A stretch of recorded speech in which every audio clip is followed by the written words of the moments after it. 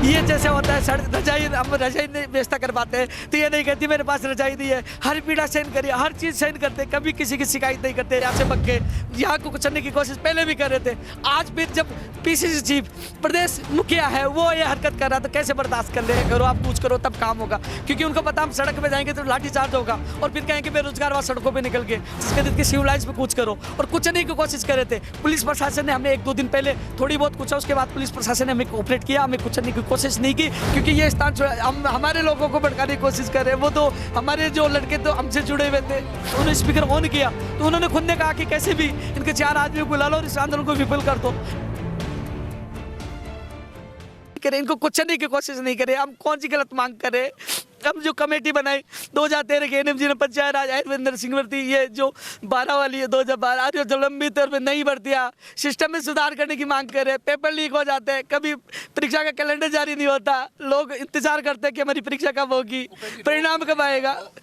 इसलिए रोना आ रहा कि जब एक चीज़ पता चला मुझे कि ये कहते हैं कि इसको कुचलता आंदोलन को, इनको भड़काओ कि हिंसा करे, सिविल लाइन्स की तरफ कूच करे, क्योंकि ये स्थान हम हमारे लोगों को भड़काने की कोशिश कर रहे हैं। वो तो हमारे जो लड़के तो हमसे जुड़े हुए थे। कौन लोग हैं जो भड़काने? गोविंद सिंह डोटासरा पीसीसी चीफ खुद इस आंदोलन को कुचलने की कोशिश करा। उन्होंने मेरे साथियों ने स्पीकर ऑन पर उन्होंने किसी को भेजा था जो आपके पत्रकार बंधु था, उन्होंने स्पीकर ऑन किया तो उन्होंने खुद ने कहा कि कैसे भी इनके 4 आदमियों को बुला लो और इस आंदोलन को विफल कर दो। तो वो खुद ही विफल करना चाहता है। आज वो बीमार है, फिर भी बैठे बैठे ये सोचता है कि आंदोलन को खत्म कैसे किया जाए। अरे हम शांतिपूर्वक कर रहे हैं, यहाँ से हिल नहीं रहे, हम हिल नहीं। मैं इस चीज़ से नहीं रो रहा, मैं इसलिए रो रहा हूँ कि जिनकी आशय में हूँ, इन्हें जैसे इनको खाना मिलता वैसे खाना खा लेते। कई बार सब्जी खत्म हो जाती थी, ये नहीं कहते कि भैया भाई सब्जी नहीं मिली, ये उड़ जाती है। ये जैसे होता है सड़ रजाई, हम रजाई नहीं बेचता कर पाते हैं तो ये नहीं कहती मेरे पास रजाई नहीं है। हर पीड़ा सहन करिए, हर चीज़ सहन करते, कभी किसी की शिकायत नहीं करते। पानी खत्म हो जाता है, शौचालय नहीं था, किसी चीज़ की भी शिकायत नहीं करते,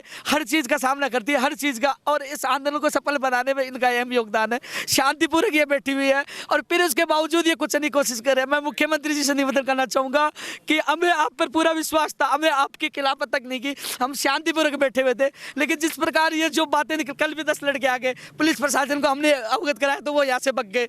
यहाँ को कुचलने की कोशिश पहले भी कर रहे थे। आज फिर जब पीसीसी चीफ प्रदेश मुखिया है वो ये हरकत कर रहा तो कैसे बर्दाश्त कर ले। मैं डरता तो किसी नहीं, सीने पे गोली खाने के लिए तैयार हूँ। दम हो तो सामने आके मारे, सामने से करे, डरता नहीं हूँ। मैं भी किसान का बेटा हूँ, मैं आर पार की लड़ाई लड़ने के लिए तैयार हूँ, लेकिन इस आंदोलन को खत्म नहीं करे। ये उनको लगता है मैं छोड़ के चला जाऊँ, मैं चला जाऊँगा, लेकिन इनकी मांगे पूरी कर दो। सब लोगों की उम्मीद है, कृपया आप अपना हौसला बनाए रखें।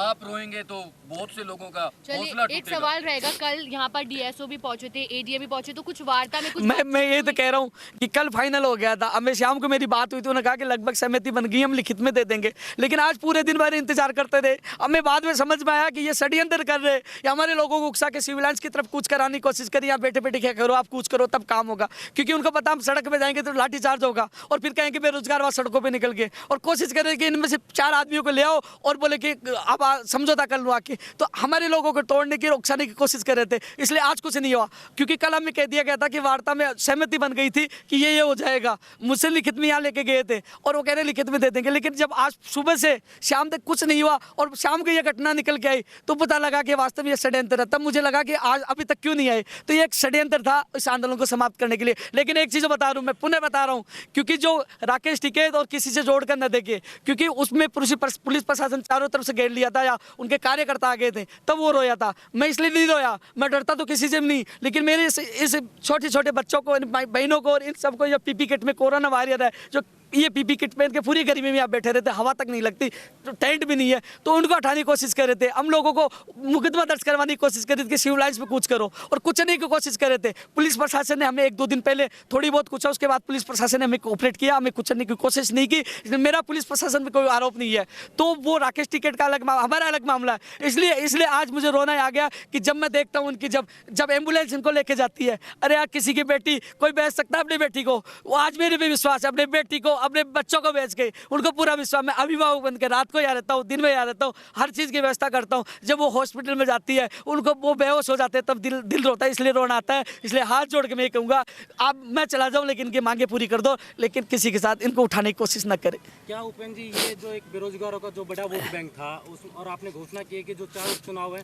यहाँ पे बेरोजगार अपने प्रतिनिधि उतारेंगे, बेरोजगार आप अपने प्रतिनिधि उतारेंगे, तो उससे देखकर ये मामला ऐसा नहीं किया गया कि इनको कैसे भी इनको तोड़ दिया जाए? कोशिश यही की जा रही है कि राजस्थान में लाखों लोग मुझसे जुड़े हुए हैं, क्योंकि मैंने 9 साल संघर्ष किया है और कर्मचारी भी जुड़े हुए हैं। उनको यह लग रहा था कहीं ना कहीं हमें नुकसान होगा और कहीं ना कहीं हमें इसका नुकसान, आंदोलन लंबा चल रहा है, विधानसभा चलने वाली, इनको कैसे हटाया जाए। तो लोगों को बेचकर षड्यंत्र रचकर उसको हटाने की कोशिश कर रहे थे। आपको हटाना हो तो काम करिए।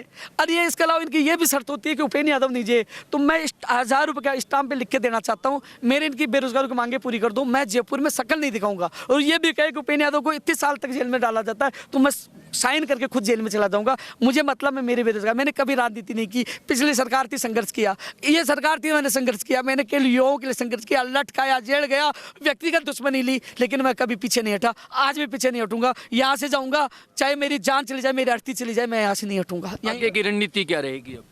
आगे की रणनीति है कि मापड़ाव जारी रहेगा जब तक वो लिखित में नहीं दे देते। क्या अब राजस्थान के जो तमाम जिले से और बेरोजगार बैठे हैं, जो इंतजार कर रहे हैं कि कहीं ना कहीं जो अपने साथी वहाँ गए हैं, उनसे कहीं कोई न्याय की उम्मीद हो जाएगी, वो न्याय कर देंगे या वो फैसला कर लेंगे, तो उनको भी अब यहाँ आना पड़ेगा इस महापड़ाव में?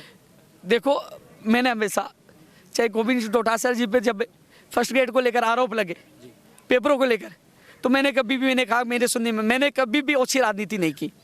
अब लोगों से सुनने में आया कि गोविंद सिंह डोटासरा जी के परिवार को, रिश्तेदारी को उपेंद्र यादव ने तोड़ दिया। मैंने क्या तोड़ दिया? वो उनके भांजा था, वो खुद आया था, वो पीड़ित अभ्यर्थी था, खुद आया था, उसकी पीड़ा थी, वो बैठा था।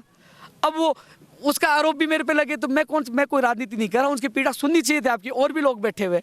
रही बात प्रदेश के बेरोजगार, वो प्रदेश के बेरोजगार आपके माध्यम से सब देख रहे हैं कि आज यहाँ हमें रोना पड़ रहा है, आज हम 6 दिन से पड़े हुए, तो इसका परिणाम तो आने वाला समय में इनको भुगतना पड़ेगा। कि उपेंद्र यादव की आंखों में आंसू है। गहलोत साहब, मोदी को तो फिर घेर लेना, कृपया इन बेरोजगारों की भी तो सुन लीजिए।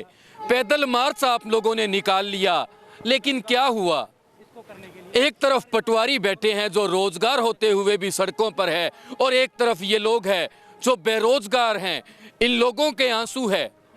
गहलोत साहब, थोड़ी शर्म आपको भी करनी पड़ेगी। अकेला मोदी को कोसने से कुछ नहीं होगा। ये वो युवा हैं जिन लोगों ने आपको एक बार फिर मौका दिया था, गद्दी दी थी, लेकिन फिर भी आप लोग नहीं सुन रहे। अब तो सुनो सरकार, बहुत हो गई आपकी, सुनना पड़ेगा। राजस्थान की हर अपडेट के लिए बेल आइकन दबाएं और सब्सक्राइब करें DPK न्यूज।